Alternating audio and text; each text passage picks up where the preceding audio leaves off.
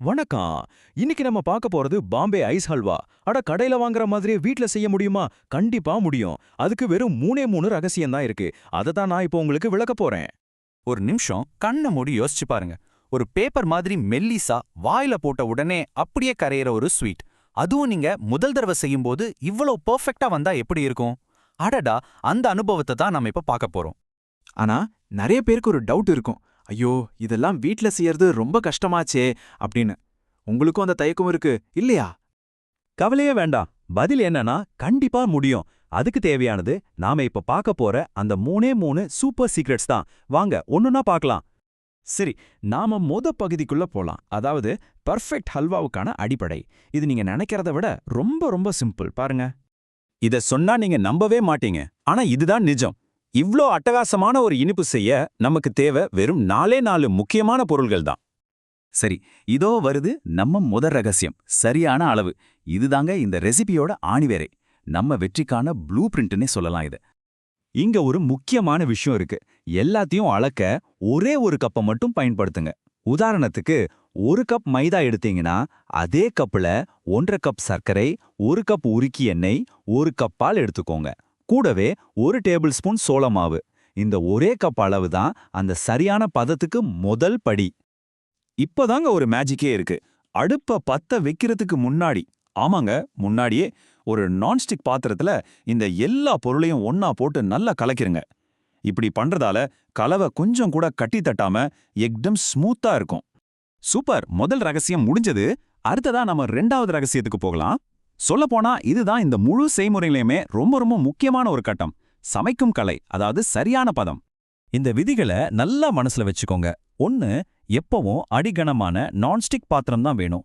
2, அடுப்போட சூடு ஆரம்பத்துல இருந்து கடைசி வரைக்கும் சிம்ல தான் இருக்கணும். 3, கைவிடாம கிளறிக்கிட்டே இருக்கணும். முதல்ல சக்கரை உருகி கலவை கொஞ்சம் தண்ணியாரா மாதிரி தெரியும். அதை பார்த்து பயந்துராதீங்க. அதுக்கப்புறம் தான் கெட்டியாக ஆரம்பிக்கும். சரி, எல்லாம் ஓகே. ஆனா எல்லாருக்கும் வர்ற ஒரு பெரிய சந்தேகம் இதுதான். ஐயோ, கலவை ரெடி ஆயிடுச்சா இல்லையா? இதை எப்படி கரெக்டா கண்டுபிடிக்கிறது? இதுக்கு ஒரு சிம்பிள் டெஸ்ட் இருக்கு. ஆரம்பத்துல கலவையிலிருந்து ஒரு சொட்டை எடுத்து தட்டுல வச்சிங்கன்னா அது பிசு பிசுன்னு உங்க விரல்ல தட்டுல எல்லாம் ஒட்டும். ஆனா அதுவே சரியான பதத்துக்கு வந்தப்புறம் அதே மாதிரி ஒரு சொட்டை எடுத்து ஆற வச்சு தொட்டு பாருங்க. கையில ஒட்டவே ஒட்டாது. அழகா ஒரு உருண்டையா திரண்டு வரும். உங்க கையும் சுத்தமா இருக்கும். இதுதான் பர்ஃபெக்ட் பதம். இன்னொரு முக்கியமான அறிகுறியும் இருக்கு. கலவை பாத்திரத்தோட ஓரங்கள்ல இருந்து தானா பிரிஞ்சு வர ஆரம்பிக்கும்.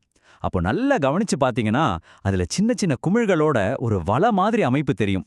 இந்த ஜாலின்னு சொல்லுவாங்க. அது தெரிஞ்சிடுச்சுன்னா நீங்க சரியான பாதையில போறீங்கன்னு அர்த்தம். அடுப்பு அணைக்கிற நேரம் வந்தாச்சு. அப்பாடா, கச்சிதமா சமைச்சு முடிச்சாச்சு. வாங்க இப்ப நம்மளோட 3வது, அதாவது கடைசி ரகசியத்தை பார்க்கலாம். எப்படி அந்த பேப்பர் மாதிரி மெல்லிசா அதை தேய்க்கிறது, அப்புறம் எப்படி இதை சரியா சேமிச்சு வைக்கிறதுன்னு தெரிஞ்சுக்கலாம். இந்த வேலைய கலவை சூடா இருக்கும்போதே செஞ்சாகணும். ஆனா கை பொறுக்கிற சூடு. முதல்ல பார்ச்மெண்ட் பேப்பர் மேல பாதி கலவையை ஊத்துங்க. அதுக்கு மேல லேசா நெய் தடவுன இன்னொரு பேப்பரை வைங்க. இப்போ உங்களால எவ்வளோ மெல்லிசா தேய்க்க முடியுமோ அவ்வளோ மெல்லிசா தேய்ங்க. மேல நட்ஸை தூவிட்டு அது நல்லா உள்ள பதியறதுக்காக சும்மா ஒரு தடவை மெதுவா உருட்டுங்க. கடைசியா வெட்டுறதுக்கு வசதியா கோடுகளை மட்டும் போட்டு வைங்க. முழுசா வெட்டிடாதீங்க, சும்மா ஒரு மார்க் மாதிரி தான். அடுத்ததா எல்லாரும் கேக்குற கேள்வி, இதுக்கு ஆயறதுக்கு எவ்வளோ நேரம் ஆகும்? அதுக்கு பதில் ரொம்ப சிம்பிள். நீங்க எவ்வளவு மெல்லிசா உருட்டுறீங்களோ அதை பொறுத்து தான். பேப்பர் மாதிரி மெல்லிசா இருந்துச்சுன்னா ஒரு 30 நிமிஷத்துல காஞ்சிடும். கொஞ்சம் தடிமனா இருந்தா இயல்பாவே கொஞ்சம் அதிக நேரம் எடுக்கும். அதனால இங்க கொஞ்சம் பொறுமை ரொம்பவே முக்கியம். சேமிக்கிறதுக்கு முன்னாடி இது கம்ப்ளீட்டா காஞ்சிருக்கான்னு செக் பண்ணிக்கோங்க. அப்புறம் நீங்க போட்ட கோடுகள் மேல கத்திரிக்கோலால வெட்டுங்க. ஆனா பேப்பரோட சேர்த்து வெட்டணும். இது ரொம்ப முக்கியம். ஏன்னா அந்த பேப்பரோட எடுத்து ஒரு ஏர்டைட் டப்பாவில் வைக்கும்போது ஒன்னோடு ஒன்று ஒட்டாம இருக்கும்.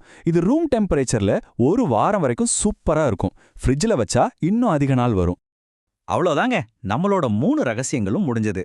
வாங்க உங்க வெற்றிக்கு கேரண்டி கொடுக்குற இந்த 3 டிப்ஸையும் ஒரு தடவை டக்குன்னு பார்த்துடலாம். எல்லாமே இந்த 3 விஷயங்கள்ல தான் அடங்கியிருக்கு. நம்பர் 1, சரியான அளவு. எல்லாத்துக்கும் ஒரே கப். நம்பர் 2, சரியான சமையல். கையில ஒட்டாத உருண்டை பாதம் வர்ற வரைக்கும் சிம்ல வைங்க. நம்பர் 3, கச்சிதமான ஃபினிஷிங்.